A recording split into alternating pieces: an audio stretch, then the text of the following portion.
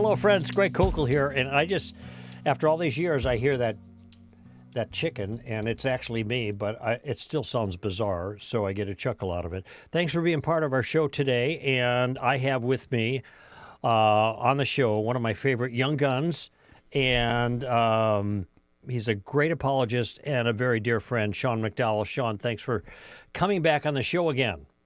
Anytime. Love it and always look forward to it. And you look really spiffy today.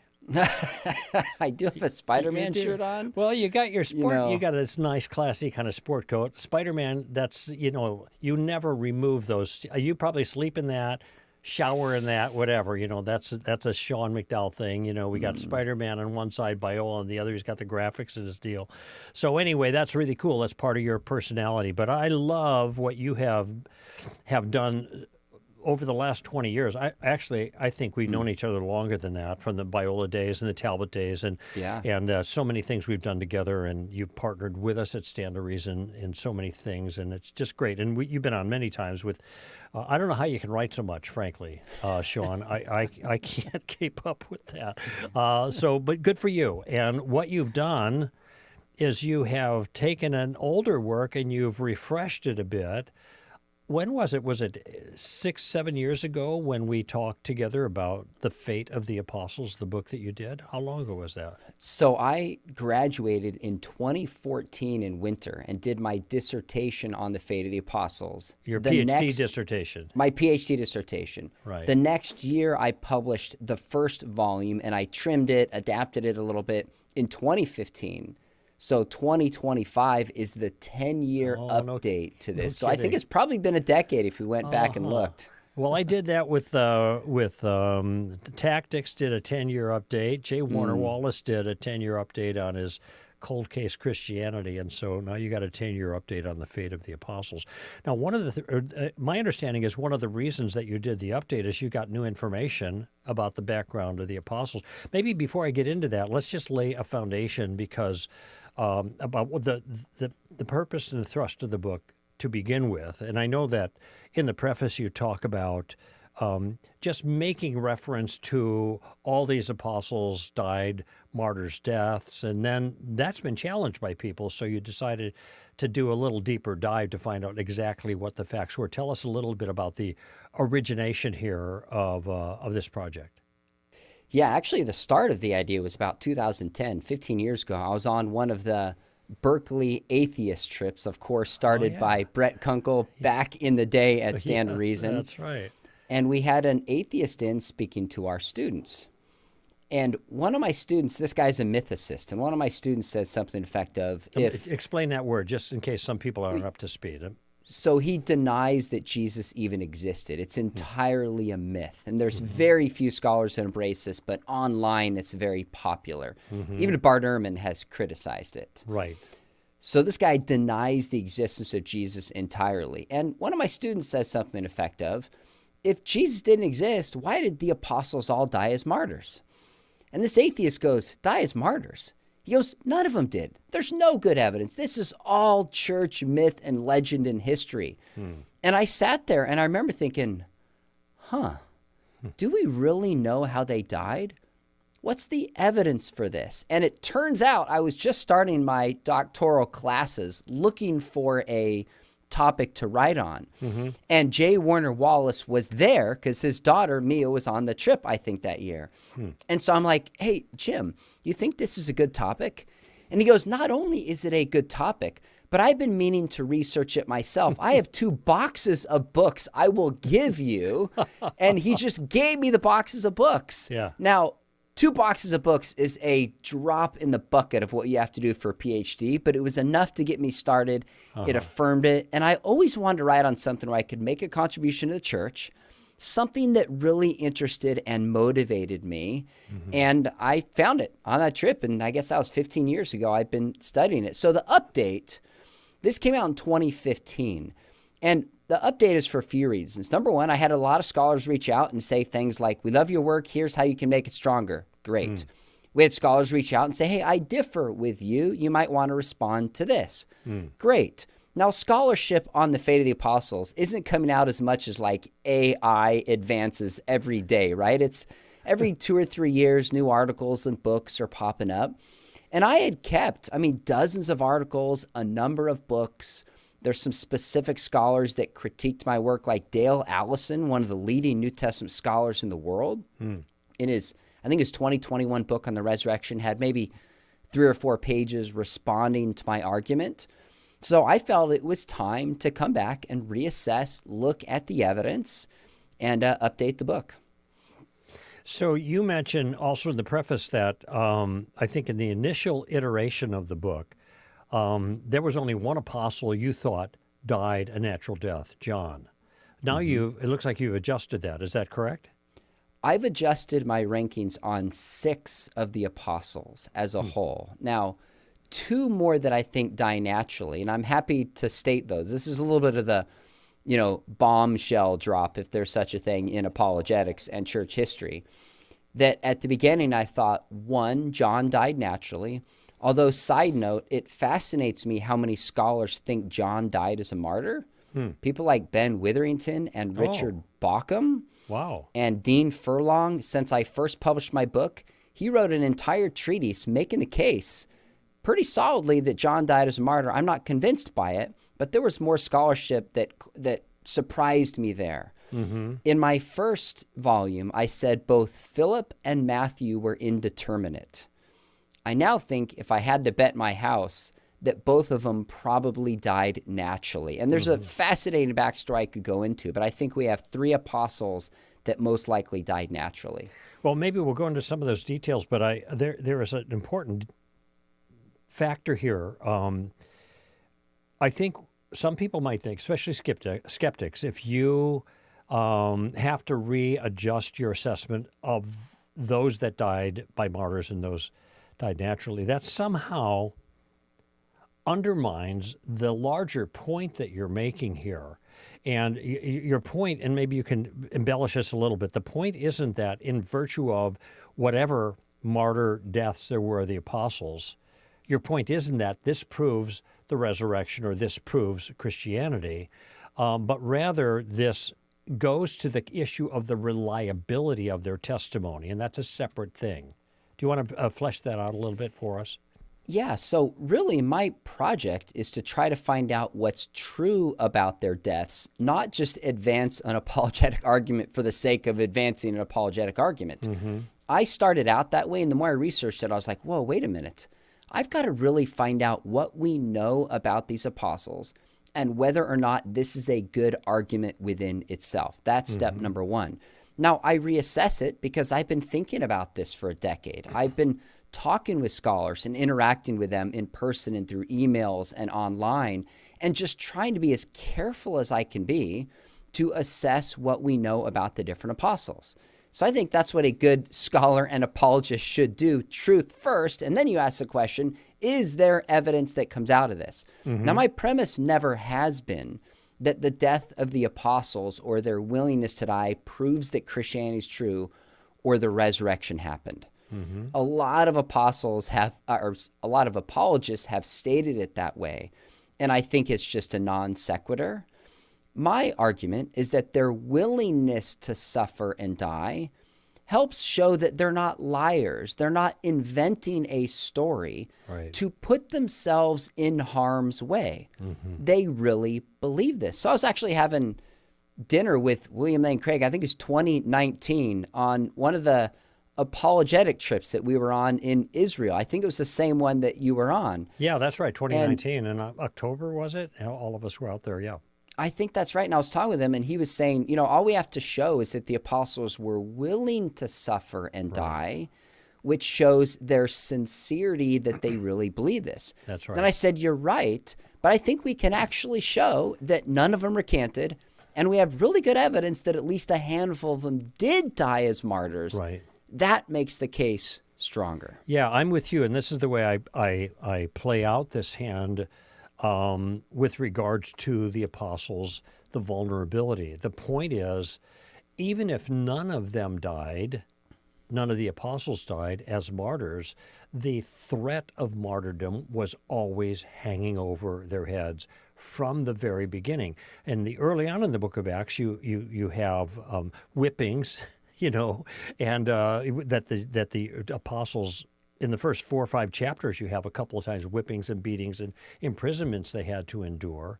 And then you have James put to death by the sword by Herod, you know, and you got Stephen, not one of the apostles, but certainly one of the Christians, who was executed by the Jews. So the lethal threat was always there for the apostles whenever they proclaimed what they understood to be the truth. And I think this is the point. Why would they die for a lie that they knew was a lie? And this goes to not so much the veracity of their claims, but that they were convinced that their own claims were true. And that's another kind of apologetic, because this is a forceful thing. A lot of people die for a lie, they say, but not many people are going to die for a lie they know is a lie. You know, it's like they're going through all this persecution. What was I thinking? Just joking, you know, kind of thing. But nevertheless, this I think is the most powerful apologetic element, even if none of the apostles proper of the 12, if you add Mattathias, and I think he's in your list here, who replaced Judas. Is it Matthias or Mattathias? Matthias. Matthias. Yeah. Okay, good. And but just that the threat, the existential threat of losing their lives, not just being whipped and persecuted, but losing their lives, that's enough to really secure the fact that these men are not lying. They are telling the truth as they understand it and what they thought they saw with regards to the resurrected Christ. Fair enough? Yeah, I think that's really carefully and well stated, Greg. I think one of the points that I make in one of the early chapters is that this was a martyrdom movement from the beginning. It was very clear that to become a Christian was to minimally put yourself in harm's way. So you have this with John the Baptist. Of course, there's traditions of the Maccabean martyrs and Old Testament prophets who would suffer and give up their lives. Right. You have, of course, Jesus, who is a martyr. And when he says, pick up your cross and follow me, he doesn't mean like your neighbor's loud or your boss is overbearing. He actually meant it. Pick up your cross and be prepared to lay down your life. So the apostles, just in Acts 4 and 5, they go out and they start preaching the risen Jesus. And it's tied to the resurrection, that Jesus died, rose again, and appeared to them, and is thus the Messiah. They're threatened, they're beaten, they're persecuted. Of course, you have Stephen in the early chapters of Acts. You have James, the son of Zebedee, in Acts 12. This is the movement that they joined into. So even if we don't have somebody saying something at the end of their lives, like, if you recant, I'll let you live. Well, we don't have that account in an early, reliable fashion. But what we do know from early letters in the 2nd century, with Pliny, for example, writing to Trajan, he specifically said, ask those Christians if they really confess Christ. And if they don't, let them off. So there is a precedent that it was the confession of Christ. We see this in Tacitus as well. That was what put them at odds with the Roman Empire. So they were following a crucified Messiah who was put to death shamefully because he claimed to be the king of the Jews in opposition to Caesar. So it's built in this rebel opposition movement that if you start proclaiming Jesus, you are putting yourself in harm's way. So I agree with the way you stated it. So, and not only that, the apostles, but of course you have years and years and years, all the way up to the beginning of the 4th century with the Edict of Milan that finally makes Christianity at least a legal religion. Up to that, there are all kinds of long periods of persecution that the Christians themselves bore under because the testimony of Christ brought that kind of thing. So the apostles are in a unique position of other Christians, because other Christians will suffer as they did for Christ, but they weren't in the same kind of position as the apostles were to know whether or not Christianity was true. They were convinced it was, and they were willing to give their lives. The apostles had another edge, and this brings us to the issue of the resurrection. You have a section in your book on the centrality of the resurrection. Talk about that. Yeah, so this is a really important point because Candida Moss, who is a great scholar, she wrote a separate book that I cite positively in my text, but she's written a book on the myth of persecution and points back and just says Christians like to think of their martyrs as unique, that we're kind of the only ones that have martyrs. Now, there might be some Christians who have carelessly said that she's responding to. Fair enough. But I have no interest in saying no other religions and faiths have martyrs. Of course they do. Sure. Now, I don't call Muslim terrorists martyrs. I call them murderers because they're taking the life of others, even if they sacrifice their own. Mm-hmm. But maybe it's like Buddhists who light themselves in fire to protest the Vietnam War. Right. Maybe it's kamikaze pilots. Maybe it's the Maccabean, the brothers, who before the time of Christ are brutally savaged.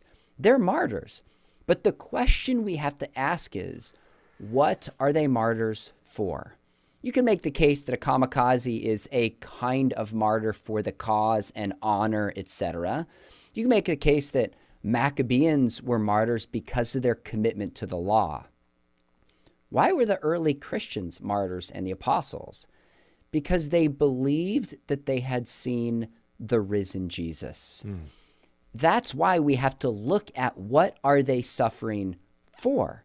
And there is no early Christianity that I could remotely find distinct and apart from the belief that Jesus had risen from the grave and appeared to the apostles and others.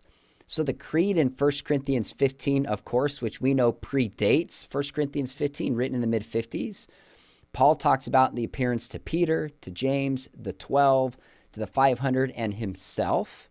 You look at the early preaching in Acts, and the resurrection is everywhere. I just read through Acts and made a note and was blown away how sermon after sermon after sermon, including at Pentecost, Jesus has risen from the grave. Right. Jesus has risen from the grave. To which we are witnesses. Exactly. That's the point from the very beginning. The Gospels climax in the resurrection of Jesus and the appearances. And then you just go to the early church fathers, people like Ignatius and Clement, and they cite the generation after the apostles that Jesus has risen and appeared to the apostles. So while other religions have martyrs, the first Christians, the apostles, were martyrs for the resurrection, but the last point was for what they claim to have seen with their own eyes. Right, right. So I teach on this. If somebody walks in and, morbid experiment kills me on stage, somebody goes, wow, Sean really believed that. He took one for the team. But that proves nothing about the truth of Christianity. Right. Because I didn't see Jesus in the flesh. I didn't walk with him. I'm not the first one who wrote this down.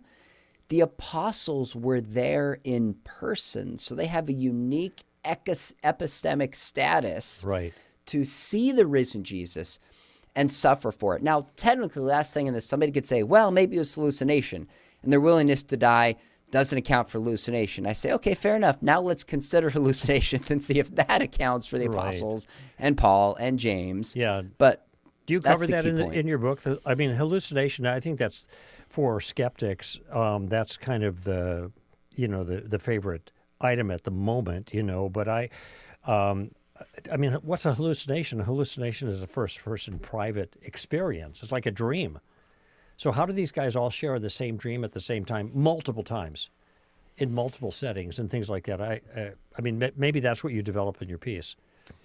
So I don't argue that in here, in part because I try to just stay in my lane. I got you. And at the end, I just say, I think pretty clearly, I'm not trying to overstate the case, that this doesn't prove that Christianity is true. It shows that the apostles really believed it.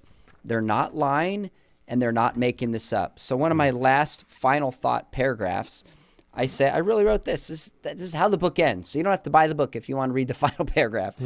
So what we've aimed to demonstrate in this book is that the disciples of Jesus were willing to suffer and die for their conviction that Jesus had risen from the grave and appeared to them. These convictions were not based on secondhand testimony, but the belief that they had personally experienced the risen Jesus, whom they believed was the risen Messiah, banking their lives on it. And then I say, how does this relate to the larger resurrection argument? Well, now you got to read articles by Gary Habermas and William Lane Craig and go assess that evidence. I'm just making one linchpin of this, that they're not liars, that they believed it. That's it. That's great. I do cover the basic arguments in that regard. I take the next step in the story of reality, but they're very solid steps. They're not, on thin ice kind of thing. And I'm not saying it because I wrote it out.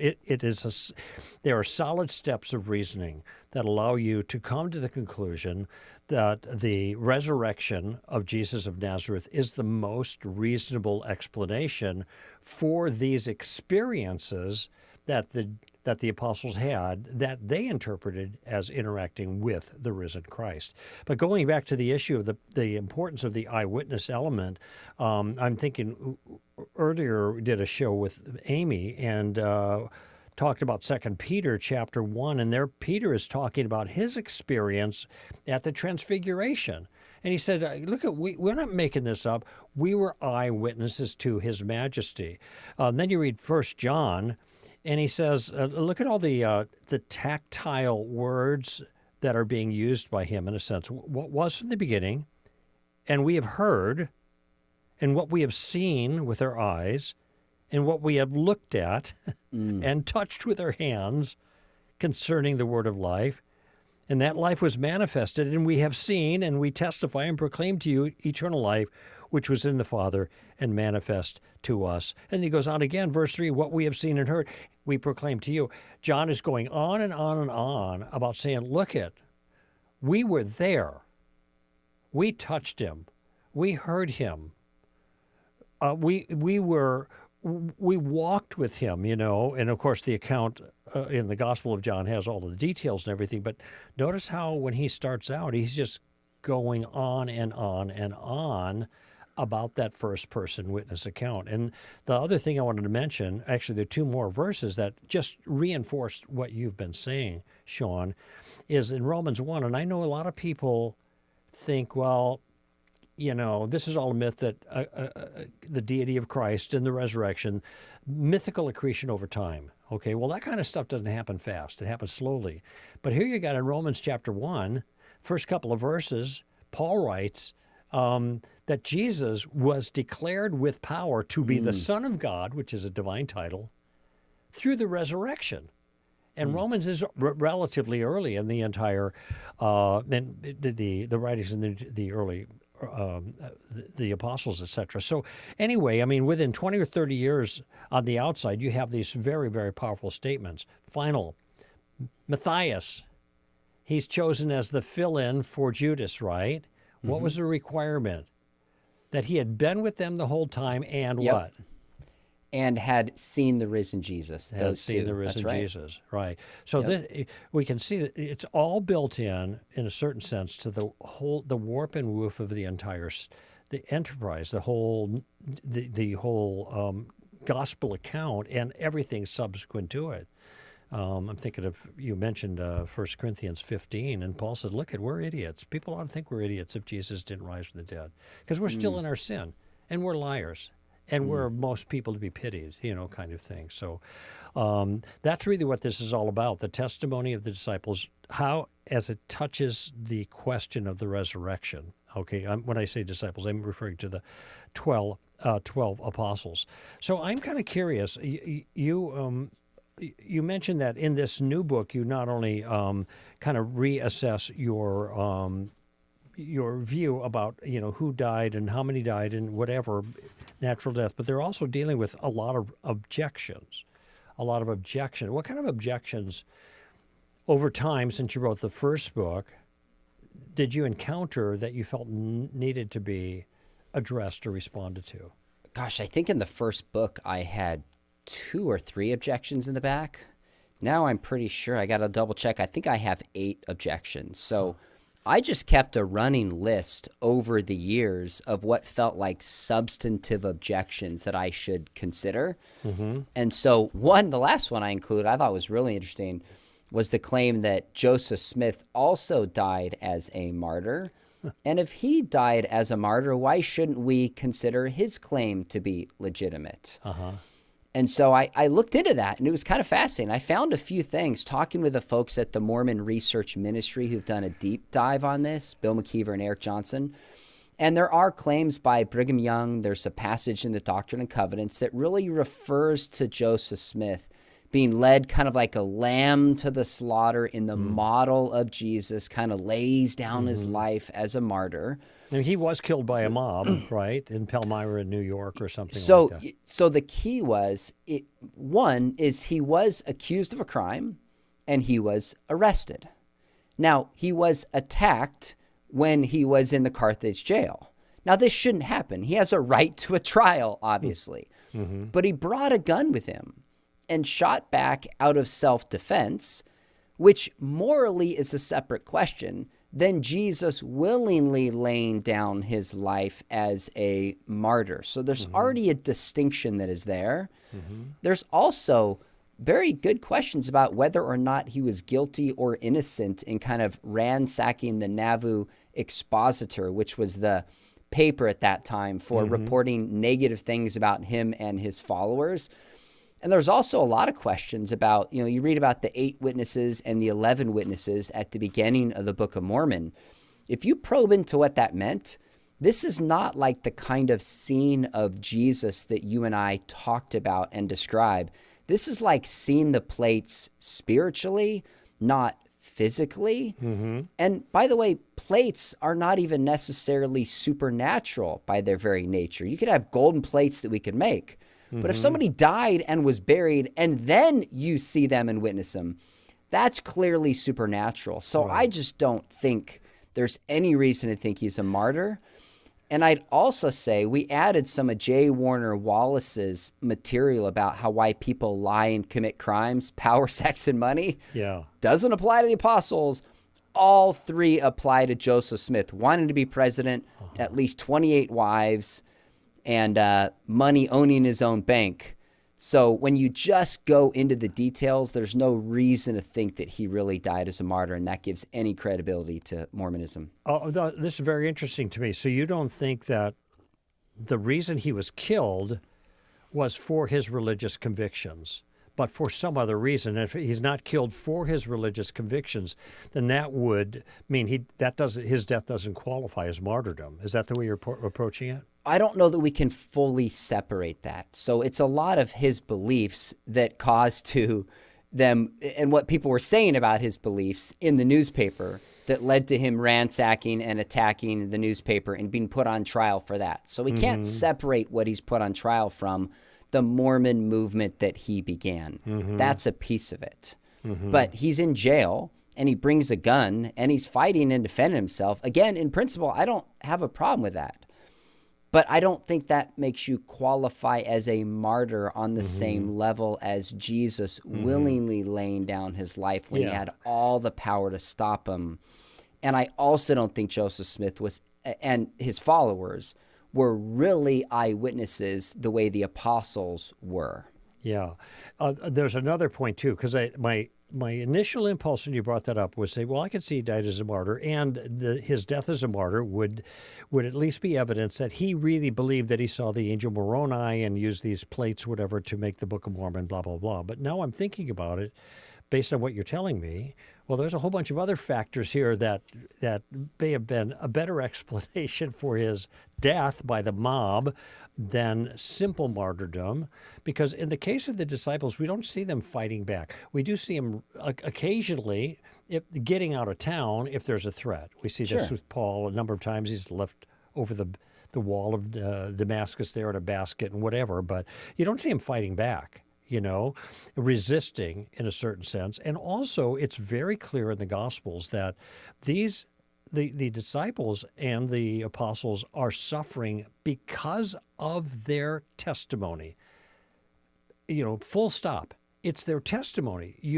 As you pointed out when you cited Trajan or whoever it was you mentioned, the ancient historian, if they just recant their testimony about it, no problem. But they wouldn't recant their testimony. So it was the testimony, not any other actions by the disciples or apostles that might have been considered untoward like burning down or ransacking a newspaper or something like that. It was their testimony that was sufficient grounds for their persecution and, in some cases, execution. So that's a huge difference, isn't it? That's a massive difference. And what you said earlier with Acts is, and we were witnesses. Yeah. We were witnesses. At best, you could only get Joseph Smith was a witness in principle. But I think we can lay out very good reason why he was a charlatan and was lying and a fraud behind this and a motivation we cannot find for Jesus and the apostles. So for the reason you mentioned and the lack of them being persecuted for the claim that they had seen these miracles, I think the analogy breaks down. I think the plurality of the witnesses to the resurrection also deals with, and we made reference to it a few moments ago, this hallucination. If there's only one person that sees it, you can stick them with hallucination. It's possible an individual's hallucinating.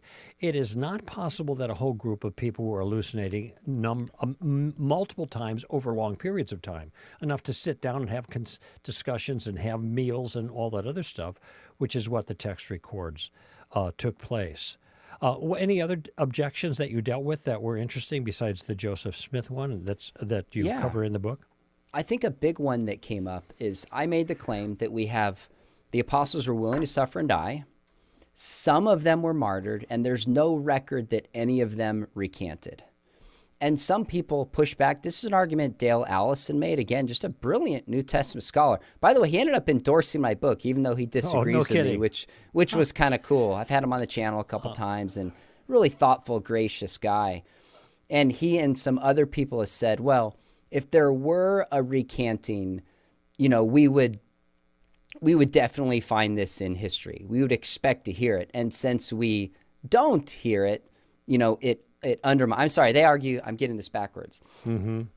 I argue if they did that, recant, we wouldn't know it. Yes, we wouldn't know it if they did recant. Exactly. And I pushed back on that, and I checked with a number of church historians on this to ask if my point was very fair. And they said you look at both critics and those who believed would have incentive to report it if there were even a narrative of recantation.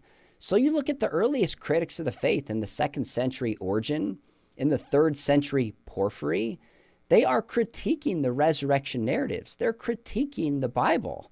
And one powerful way to undermine it would be like, oops, Matthias gave this up and recanted. That would end the whole thing or come close to it.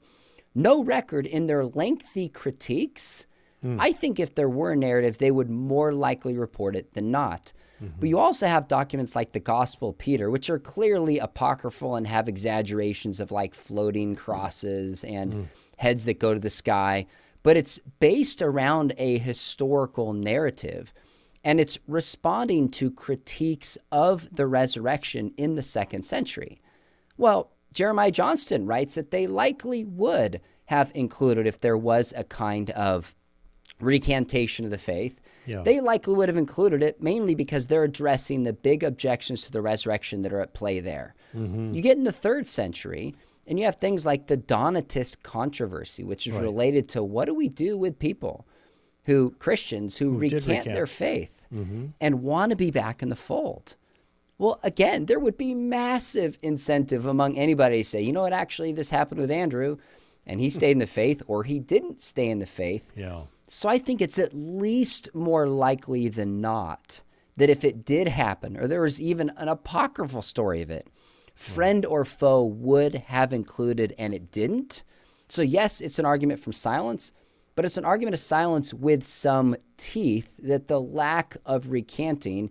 And you look in 1 Corinthians 15, you have the apostles still, Paul talks about preaching with the apostles still in his day, 20, 25 years later.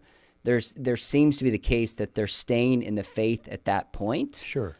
That there's no good reason to think that they recanted. So, even if there were an individual who did recant, one could easily understand, in the Donatist controversy as an example of that, those people who recanted, even under pressure of persecution, still believed, but they sacrificed or compromised by recanting for the sake of saving their lives. Now they went back into the church because they apparently, I presume, still think that Christianity is true because Jesus rose from the dead and all the other things. Even if you had one that recanted, what that would indicate is that a possible explanation would be that they just, they gave in to tremendous, painful persecution. I mean, you have this happening, in wartime. People are, they say things they don't believe are true because they're persecuted, they're tortured or whatever. So I don't even know if there were an occasion of that would falsify the entire thing personally.